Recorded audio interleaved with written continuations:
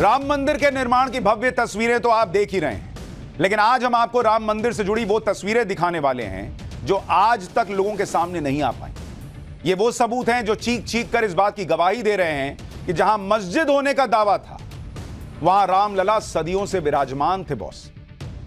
सबसे पहले आपको विवादित ढांचे की वो तस्वीरें दिखाता हूं जिसे लोगों ने बाहर से देखा है। आपने बाबरी ढांचे को ऐसे ही ना देखा है, इसके अलावा क्या देखा है आपने बाबरी ढांचे का? मैं दिखाऊंगा इसके अंदर क्या था, और वो जब आप देखेंगे तो आपको अंदर से पीड़ा होगी बॉस कि 100 करोड़ हिंदुओं के देश में ये अंदर था और फिर भी हमें न्याय नहीं मिल रहा था। इस विवादित ढांचे के बाहर की तस्वीरें आपके सामने हैं, लेकिन इस विवादित ढांचे के अंदर क्या था, कथित बाबरी मस्जिद के अंदर क्या था, वो तस्वीरें आज तक सामने नहीं आई। और आज पाठशाला में विवादित ढांचे के अंदर की एक एक तस्वीर आपको दिखाता हूं, लेकिन पहले आपको उन नेताओं के कुछ बयान सुनाता हूं जिनके जहन में आज भी बाबरी मस्जिद बसी हुई है, जो कह रहे हैं कि वो बाबरी मस्जिद को कभी नहीं भूलेंगे, जो कह रहे हैं कि उन्होंने मस्जिद खो दी, जो कह रहे हैं कि वो प्राण प्रतिष्ठा वाले दिन बाबरी मस्जिद के लिए दुआ करेंगे।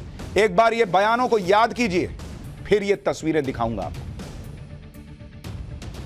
जब तक दुनिया रहेगी सुनो संघ परिवार, हम हिंदुस्तान में बाबरी मस्जिद की शहादत का जिक्र करते रहेंगे, दुनिया को बताएंगे कि तुमने जाकर सुप्रीम कोर्ट से वादा किया था कि मस्जिद के एक ईंट को हाथ नहीं लगाया जाएगा।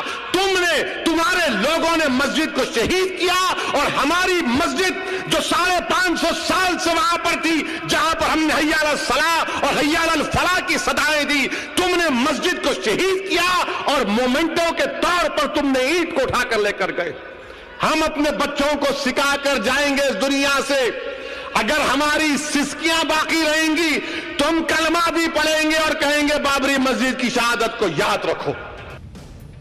असदुद्दीन ओवैसी अकेले नहीं हैं जो बाबरी मस्जिद की छाती पीट रहे हैं, ऐसे और लोग हैं। और जो वो कह रहे हैं कि हम अपने बच्चों को सिखा के जाएंगे, उन मुसलमान बच्चों को भी आज पाठशाला में ये तस्वीरें देखनी चाहिए कि बाबरी ढांचे के अंदर सच क्या था। जो लोग आज भी बाबरी ढांचे की बात करते हैं और कहते हैं कि उनके साथ तो अन्याय हुआ, राम मंदिर का निर्माण करके अन्याय हो रहा है, जबकि सच इसका उलट है। अन्याय तो करोड़ों राम भक्तों के साथ हुआ और बरसों तक वो अन्याय चलता रहा और नेताओं ने चुप्पी साधे रखी। पाठशाला में जो तस्वीरें अब हम आपको दिखा रहे हैं, वो तस्वीरें 10 जनवरी 1990 की हैं, जो कोर्ट के ऑर्डर पर ली गई थी। और देश ने बाबरी मस्जिद के अंदर की ये तस्वीरें नहीं देखी, कोर्ट के ऑर्डर पर ली गई एक एक तस्वीर हमारे पास है, और ये तस्वीरें हमने भी पहली बार देखी हैं।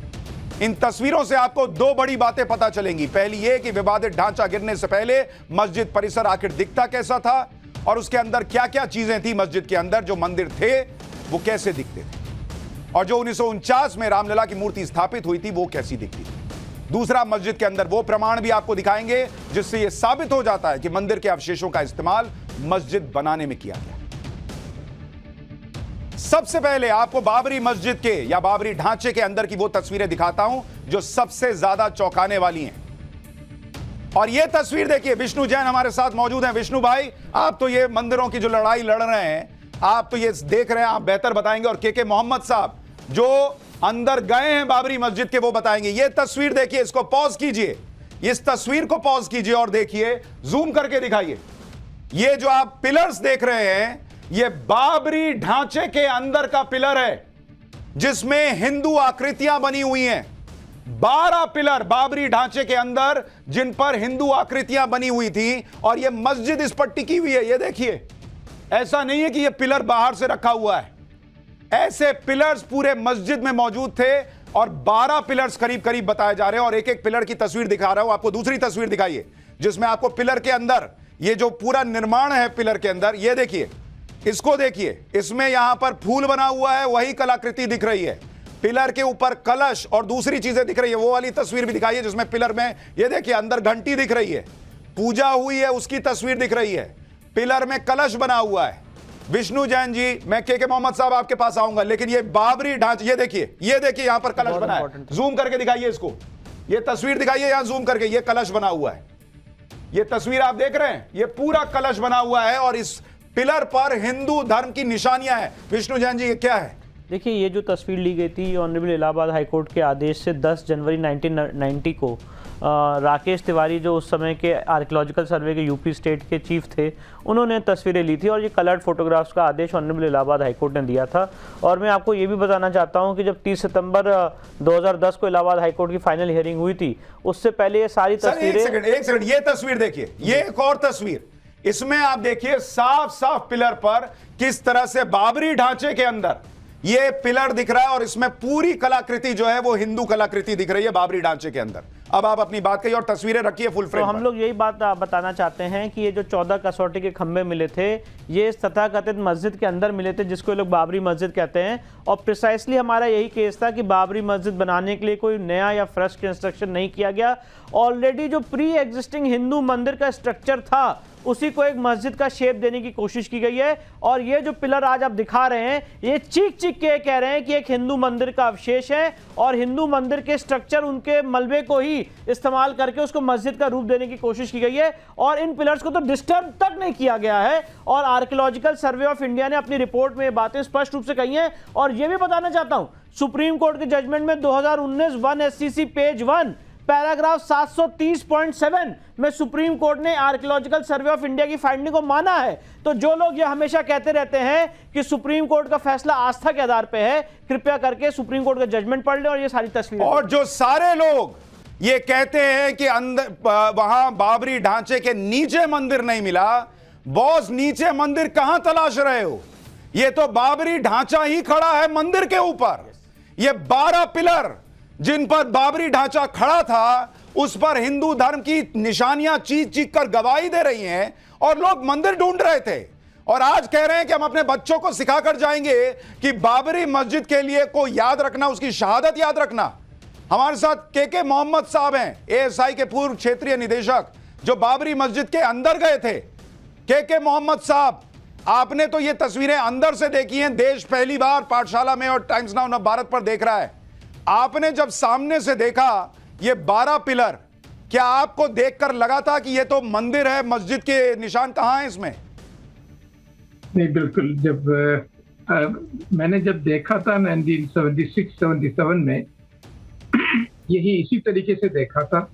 इसको हम लोग कहते हैं पूर्ण कलश कहते हैं। व्हाट इज ए पूर्ण कलश? आजकल भी जो पूर्ण कलश वन ऑफ द अष्टमंगल चिन्ह है, 8 ऑस्पिशियस सिंबल्स है इन हिंदुइज्म में।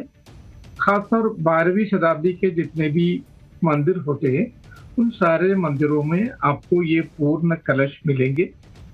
आजकल भी अगर कोई बहुत बड़ा आचार्य जी, शंकराचार्य जी या इस तरह की कोई भी आचार्य जी आते हैं, तो आप उनको जो ना गार्लैंड से, फूल माले से जो ना उनको आप वेलकम नहीं कर सकते हैं, या कोई चादर से वेलकम नहीं कर सकते हैं। आप जो ना उनको पूर्ण कलश पेश करेंगे।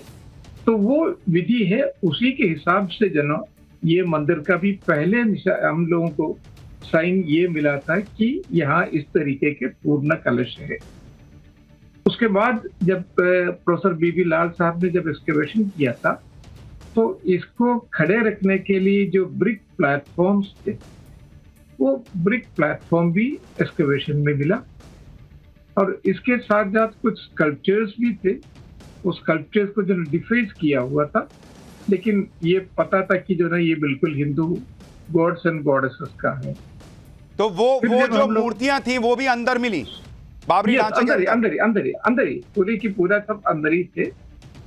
उसके बाद जो ना कुछ और भी जो मिट्टी का, टेराकोटा का जो स्कल्पचर्स है वो भी मिला है। एंड वो सब जो ना जितने भी थे वो सब मंदिरों से एसोसिएटेड थे, क्योंकि उसमें लेडीज का भी फिगर्स थे उसमें। ये अपने आप में इतना हैरान करने वाला है। और अभी हम और तस्वीरें आपको दिखाएंगे कि बाबरी ढांचे के अंदर कितने सबूत थे चीख चीख कर कहने वाले कि ये बाबरी ढांचा जो है वो दरअसल हिंदू मंदिर पर खड़ा है। और उसके बावजूद सालों साल इस देश में हिंदुओं को और राम भक्तों को इंतजार कराया गया, और उसके बाद एहसान लादा जा रहा है कि कोर्ट का फैसला आ गया तो क्या करें, उसमें तो हमारे साथ न्याय नहीं हुआ।